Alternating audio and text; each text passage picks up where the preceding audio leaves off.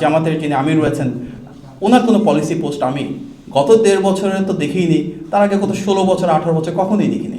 আমাদের যারা নারী প্রার্থী রয়েছেন, সবচেয়ে বেশি নারী প্রার্থী বিএনপির, প্রত্যেকে সাইবার বুলিংয়ের শিকার হচ্ছেন, হ্যারাসমেন্টের শিকার হচ্ছেন, বিভিন্ন রকমের থ্রেটেনিংয়ের শিকার হচ্ছেন।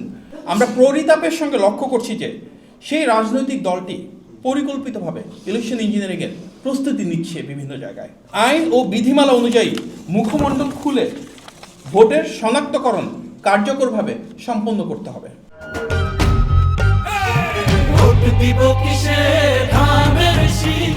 লক্ষ্মীপুরে ভোটে ব্যবহারের জন্য অবৈধ সিল উদ্ধারের ঘটনায় একটি প্রিন্টিং প্রেসের মালিক গ্রেফতার হয়ে আদালতে স্বীকারোক্তিমূলক জবানবন্দিতে বলেছেন যে জামাত ইসলামের একজন নেতার নির্দেশেই এসব সিল তৈরি করা হয়েছে। এমনকি তার হোয়াটসঅ্যাপে পাওয়া অর্ডারের তথ্য, জব্দকৃত আলামত ও সংশ্লিষ্ট প্রার্থীর সঙ্গে ঘনিষ্ঠতার প্রমাণও প্রাথমিক তদন্তে পাওয়া গিয়েছে, যা নির্বাচনকে প্রভাবিত করার একটি ষড়যন্ত্রের দিকে ইঙ্গিত দিচ্ছে। আমরা এই ঘটনার সঙ্গে জড়িত সবাইকে আইনের আওতায় আনার দাবি জানাচ্ছি, সুষ্ঠু তদন্ত চাচ্ছি এবং ইতিমধ্যে গণমাধ্যমে এই বিষয়গুলো আসা শুরু করেছে। আমরা পরিতাপের সঙ্গে লক্ষ্য করছি যে সেই রাজনৈতিক দলটি পরিকল্পিতভাবে ইলেকশন ইঞ্জিনিয়ারিংয়ের প্রস্তুতি নিচ্ছে বিভিন্ন জায়গায়। লক্ষ্মীপুরে সেই দলের নেতাদের দ্বারা ভোটের সিল তৈরির ঘটনা তারই প্রমাণ। পাশাপাশি আমরা বিভিন্ন জায়গা থেকে খবর পাচ্ছি যে ধর্মীয় অনুভূতিকে অপব্যবহার করে এবং জাল ভোট দেওয়ার উদ্দেশ্যে বিপুল সংখ্যক বোরখা এবং নিকাব প্রস্তুত করা হচ্ছে। এই পরিপ্রেক্ষিতে নির্বাচন কমিশনের প্রতি জোরালো আহ্বান জানানো যাচ্ছে যে প্রতিটি ভোট কেন্দ্রের নারী কক্ষে অবশ্যই পর্যাপ্ত সংখ্যক নারী পোলিং অফিসার নিয়োগ নিশ্চিত করতে হবে।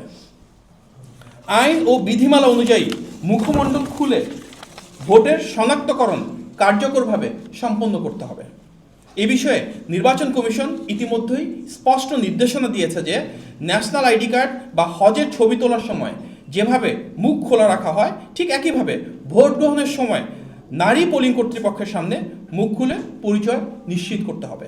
কোনো আলোচনা, কোনো সমালোচনা, কোনো যৌক্তিক বয়ান তৈরি না করে হুট করে নির্বাচনের আগে এসে এই পলিসিগুলো, যেগুলো 1 বছরের বেশি সময় ধরে সারা বাংলাদেশের মানুষ দেখছে, সেগুলো নিয়ে পলিসি ডিবেটটা কেন, এটা যেমন একটা প্রশ্ন রাখে।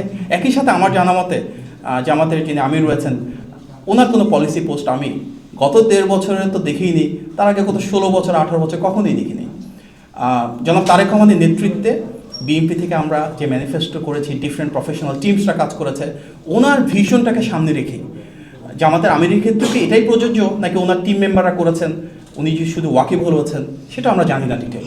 আর একটি রাজনৈতিক দল হিসেবে যদি দেখেন, বিএনপি সর্বপ্রথম ভিশন 2030 দিয়েছিল ফ্যাসিবাদের রক্তচক্ষুকে উপেক্ষা করে। দেশনেত্রী বেগম খালেদা জিয়া সেটি ঘোষণা করেছিলেন 2016 সালে। 2022 সালে আমাদের নেতা জনাব তারেক রহমান 27 দফা প্রণয়ন করেছিলেন এবং 2023 সালে যুগপথ আন্দোলনের শরিক সব রাজনৈতিক দলকে এক করে 31 দফা প্রণয়ন করেছিলেন। বহু দর্শকের যে পরিকল্পনা, যে রূপকল্প রয়েছে, সেটা প্রতিফলন রয়েছে। যে আমাদের ক্ষেত্রে সেটি প্রযোজ্য যে ওনারা এই ফ্যাসিবাদের দীর্ঘ সময়ে একটিবারের জন্য কোনো পলিসি নিয়ে আলাপ করেছেন, কোনো সংস্কারের বিষয়ে কথা বলেছেন বলে আমাদের জানা নাই। সেখানে এই দ্বিচারিতা কেন, যেখানে একদিকে বলছেন ওনারা নাকি নারী থেকে মন্ত্রীও করবেন, অথচ ওনারা একজন নারী প্রার্থীকেও সংসদ সদস্য হিসেবে মনোনয়ন দেননি। তাহলে ওনারা ভবিষ্যতে সংরক্ষিত আসনে যাই পান সেখানে কি বা কাকে দিবেন?